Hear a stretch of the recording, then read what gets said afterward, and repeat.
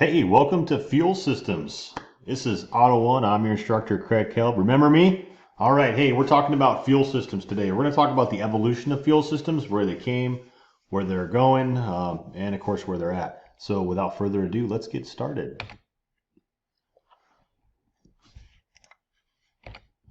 All right. So, all fuel systems have the following: fuel tank. Right. We need somewhere to store this fuel. So right here you can see this gas fuel tank, petrol tank, whatever you want to call it. Right here, it's our storage area to hold it. We have a fuel pump. We'll talk about different types of fuel pumps here. We have in tank. We have some that are driven off of the cam gear up front.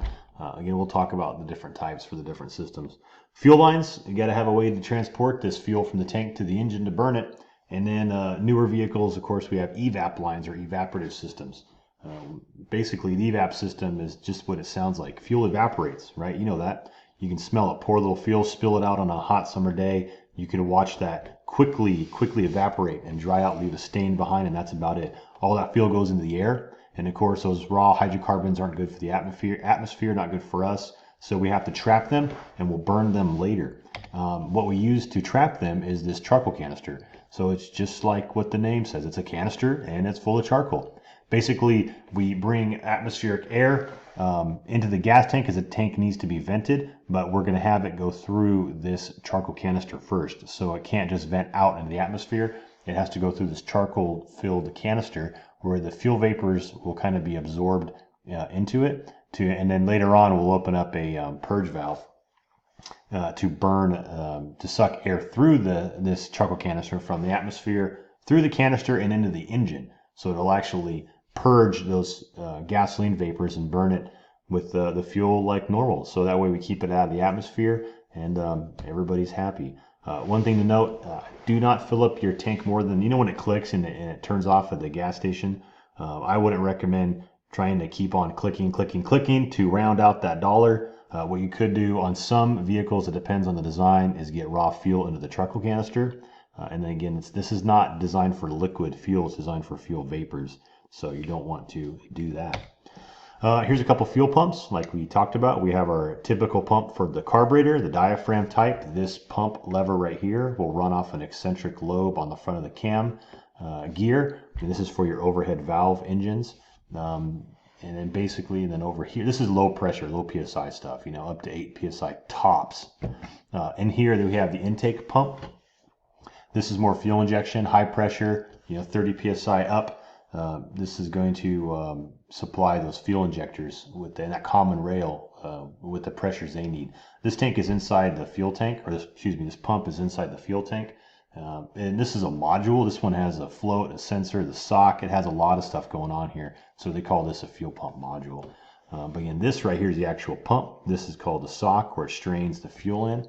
And again, you want to keep your fuel. This is just my recommendation. This isn't, proven, I guess, or just my opinion, that I like to keep my fuel tanks with some fuel in it, because the fuel is also a coolant. It keeps this fuel pump cool. A lot of metal in here getting hot. If you burn your tank super low, empty all the time, then you can overheat this pump. And then when you fill it up with cold fuel hits the hot metal. I've seen more times than I can count people come into the dealership with a bad in-tank pump, and they just filled it up with cold fuel and probably driving around sucking fumes, and there you go. So that's my recommendation, but do what you want. And we have to have a way to filter it. So here's a couple of fuel filters, inline filters. Right here's a Motorcraft Ford one coming up and going through here up to the front, filtering that fuel. Here's one cutaway, an inline low pressure pump. See the fittings? These are low pressure fittings for a carburetor system. Just a pleated filter in here to take out the debris, the big debris, so it doesn't get up to the carburetor. In this case right here, and this one's for fuel injectors. Again, we'll talk about those in a little bit. So different types of fuel management systems, basically non-computer controlled. I even say probably before the 30s to mid 80s. Depends on the car. Mid 70s. Some cars were computer controlled, in the 70s. But again, that all depends on make, brand, variation. There's so many different variables here. But in the gist, these big giant categories, you got non-computer controlled fuel systems. Okay, you're talking basically carburetors. We'll break this down more in a little bit. And then we have computer controlled carburetors. Yeah, it is what it is. It was a rough time. These are what I cut my teeth on as a technician working on these cars growing up. Computer controlled carburetors, feedback carburetors, onboard diagnostic generation 1. That's what this OBD1 is. I'm sure you've heard OBD2, which is down here. Computer controlled fuel injection, early 80s on up to the current stuff right now. Again, it all depends on what system, what car, what brand you're looking at. There was some standardization in 1996, which we'll talk about in a little bit. Basically, all the manufacturers had to start to play by the same rules, and they called that onboard diagnostic generation 2. So types of fuel systems, we have carbureted. That's good old physics. Just works because it works, Venturi effect. And then we have fuel injection. So there was mechanical fuel injection for years. I'm not going to get into that too much right now, because what you're going to see and what's out there, of course, is early throttle body injection, port fuel injection, sequential port fuel injection, and gasoline direct injection, which is where we are at now. So let's break these down. Carburetor, basically, like I was mentioning, works off of the Venturi effect. Inside here, you have a Venturi, which is a narrowing right here, and then off to the side, you have a this float right here, and you have gasoline sitting in this chamber over here. Basically, gas sits over here. The float will adjust the height of this fuel. The height does matter for making the carburetor run rich or lean, but what's going to happen is you have different what's called circuits, idle circuits, off idle ports, and main jets. So what happens is air comes down through this carburetor, and again, there's a restriction right here. That restriction causes the air to speed up. When it speeds up, it causes a pressure drop. So you have atmospheric pressure pushing on this fuel bowl, and this fuel in here pushing down on it. It's going to push the fuel up out of here, that main jet, and it's going to spray out here into this kind of droplet-y mixture. And then as it goes through here, it's going to be atomized. And you want it to become as close to a gas as possible, and not gases and gasoline, gases and not liquid. So you want it to kind of atomize as finely as possible to make it more explodable, more flammable.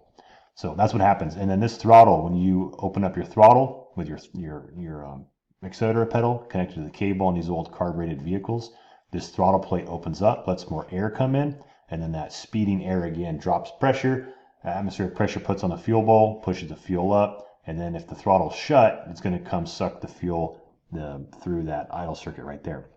Because again, the cylinders are going up and down, they're creating a less than atmospheric pressure below the throttle plate, and the atmospheric pressure on the float or on this fuel bowl is what's going to push fuel through that idle circuit, allowing it to drip a little fuel through here and keep it idling. So very complicated system, and this is actually a really, really simplified version.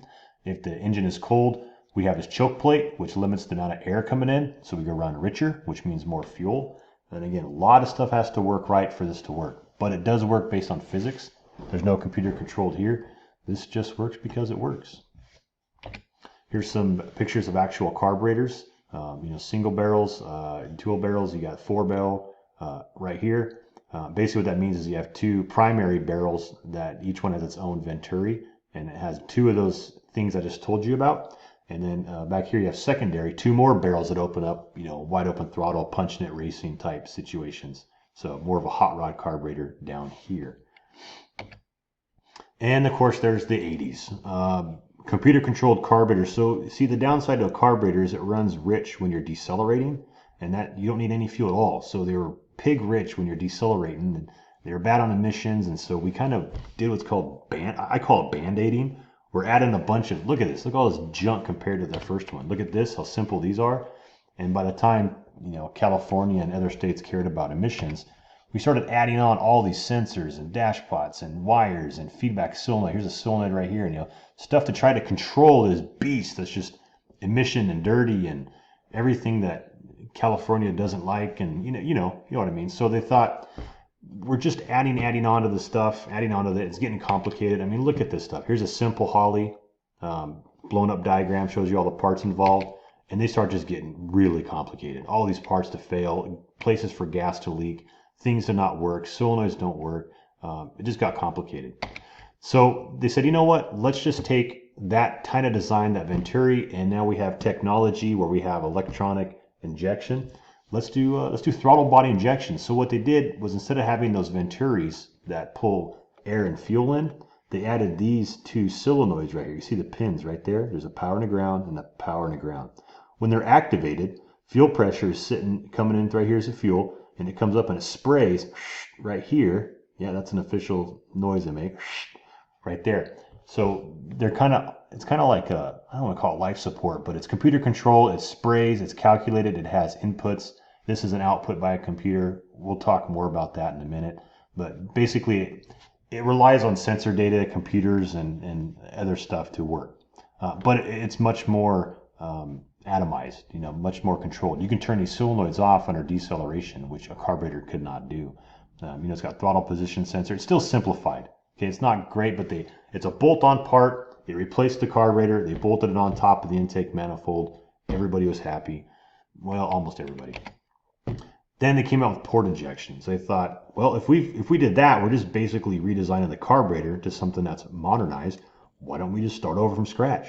So they took those solenoids, these ones up here, the two right there, and they said, let's put one on each cylinder. So here, 1, 2, 3, 4, 5, 6. So we got some type of a straight 6 engine, or I don't know, maybe it's a V12, I don't know. But pretty cool. So they're going to have these little solenoids, these fuel injectors, power and ground, power and ground, power and ground, just like before, and what's called a common rail. So we pressurize this whole rail, and then the computer will activate each of these solenoids right here to spray fuel down into the cylinder. Actually, it's the back of the intake valve. So when the intake valve opens, these spray, you get fuel and air into the cylinder, and everybody's happy. Well, again, almost everybody, because the early port injection bank fired, which means all of these would spray at the same time. It wasn't until later that they updated that. But here's the inside of that fuel injector. Gas comes here, you activate the solenoid. This is the coil winding right here, moves the plunger, and then fuel comes out atomized, sprayed right there, right on the back side of that intake valve. So when the intake valve opens, fuel and air comes in.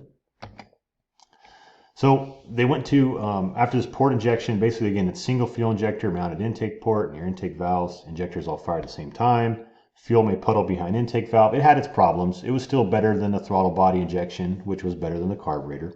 But it was, it was kind of an interim technology. What came next was sequential port fuel injection. So they took those same injectors, that same rail that we saw earlier, but instead of firing them all at the same time, the computer can fire individually those injectors. Okay, so much more accurate timed pulse. Just before the intake valve opens, it can adapt and adjust that spray pattern and duration much more accurately, finally, allowing for fewer emissions, less puddling. Engines ran smoother, better. And I'm telling you from experience, driving a sequential port fuel injection vehicle, when they came out versus port injection, throttle body injection, carbureted, night and day. I don't know if any of you really appreciate that. You all take sequential port fuel injection for granted, but when you get in a cold morning and have to fire up a carbureted vehicle and have to warm it up, and then you switch over to a sequential port fuel injected vehicle, oh, it was heavenly. It made driving enjoyable. So emissions go down, horsepower goes up, win-win. I love it. So here's the overview of that whole injection system. So what we talked about earlier, we have our fuel tank right here holding the fuel, electric fuel pump, coming up being filtered here. This kind of stuff we talked about. We'll skip some of the stuff here. Comes up over here is a cold start injector. These were kind of a Toyota thing, really. They would have extra fuel when it's cold, because when an engine was cold, the fuel wouldn't atomize as well. It needed to be richer. So they had an extra cold start injector here. But over here we have the main line coming up to the fuel injector. This is port fuel injection or sequential port fuel injection. It's in the intake manifold, and it sprays fuel on the back of that intake valve. So when the valve opens, it sprays, and all that air coming in with the fuel comes into the combustion chamber, and then intake valve closes, it goes into the compression mode, spark plug ignites like we talked about a few days ago, and then that's how you get your combustion. Cylinder goes down under power, and then exhaust valve opens, and all that spent inert gases go out. That's basically the whole fuel injection system, and that's going to conclude part 1 of this video. So I will see you at part 2. Or deuce.